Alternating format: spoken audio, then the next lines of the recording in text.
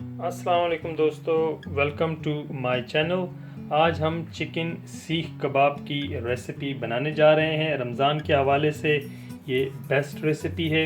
इसके लिए हमें किन किन चीज़ों की ज़रूरत है और ये किस तरह बनता है, आइए देखते हैं इस शॉर्ट वीडियो क्लिप में।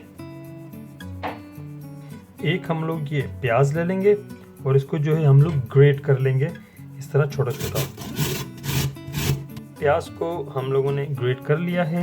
ये प्याज जो है आप हाथ से लें लाइक दिस, और इसको जो है थोड़ा सा आप ऐसे दबा के इसका पानी आप निकाल लें। सारा पानी निकाल के आप ये प्याज को इसके अंदर शामिल कर दें। हाफ केजी मैं इसके अंदर ये मिन्स शामिल कर दूंगा, कीमा। 1 टीस्पून साबुत धनिया का पाउडर शामिल करेंगे इसमें। 1 टीस्पून जीरा पाउडर शामिल करेंगे। 1 टीस्पून इसके अंदर रेड चिली पाउडर शामिल करेंगे। 1 टीस्पून इसके अंदर हम लोग गरम मसाला शामिल करेंगे। परफेक्ट रोस्टेड गरम मसाला किस तरह बनाते हैं इसका लिंक ऊपर आ रहा है, अगर आप देखना चाहें तो देख लीजिएगा। 1/3 टीस्पून हम इसके अंदर हल्दी शामिल करेंगे।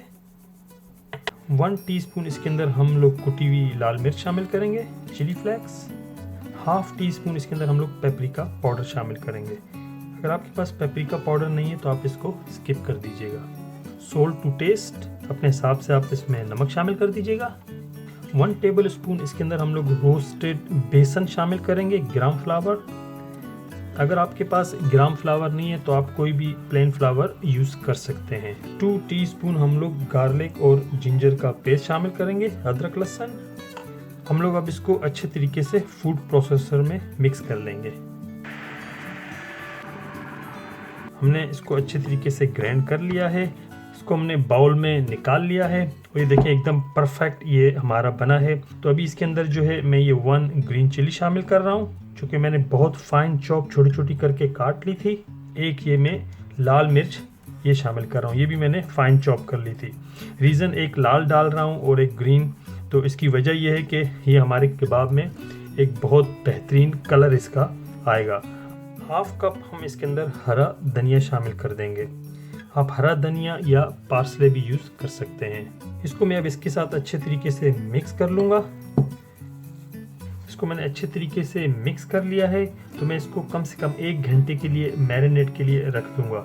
तो 1 घंटे बाद हम लोग फिर कुकिंग शुरू करेंगे। जी फ्रेंड्स, हमारे जो है कबाब मैरिनेट हो चुके हैं, तो इसको मैं पकाने की तैयारी करते हैं। आप चाहे तो स्क्यूर यूज़ कर लें या चाहे तो ये स्टिक वाले स्क्यूर यूज़ कर लें, इट्स अप टू यू। तो मैं ये वाले यूज़ करूँगा क्योंकि ये मोर इजी है फॉर मी। तो मैं इसको 2 तरीके से पकाऊँगा, पैन के ऊपर भी और ओवन के अंदर भी। थोड़े से हाथों को पहले आप वेट कर लीजिएगा ऐसे, तो ये आपके हाथ में चिपकेंगे नहीं। इसको आप छोटा सा एक बाउल बना लें आप ऐसे ईजीली। देखिए ये बेहतरीन हमारा राउंड शेप में आ गया है। तो इसको आप ईजीली स्क्यूर में डाल के ऐसे राउंड में इसको एक अच्छा सा शेप दे दें आप इसको।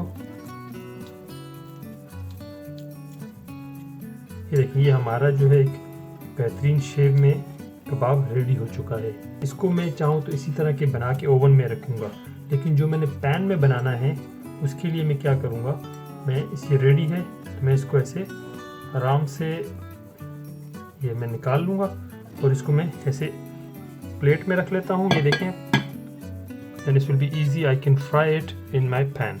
इसी तरह के सारे बना के then I'll be show you guys। जी दोस्तों, ये जो है मैंने 5 कबाब जो है सीखों में लगा दिए हैं। ये 5 सीखों वाले मैं इसको ओवन में रखूँगा। ये जो है मैंने रेडी किए हुए हैं, ये जाएंगे पैन में, हम इसको पैन में फ्राई करेंगे। जी दोस्तों, ये 5 कबाब सीखे मैंने ग्रिल के लिए ओवन के अंदर रख दी हैं। तो इसके लाइट ब्राउन होने तक हम इसी तरह इसको पकाएंगे। पैन में हम लोग थोड़ा सा ऑयल ले लेंगे। जी फ्रेंड्स, हमारा ऑयल गर्म हो चुका है, तो हम एक एक करके कबाब को ऐसे ऑयल में निकाल लेंगे।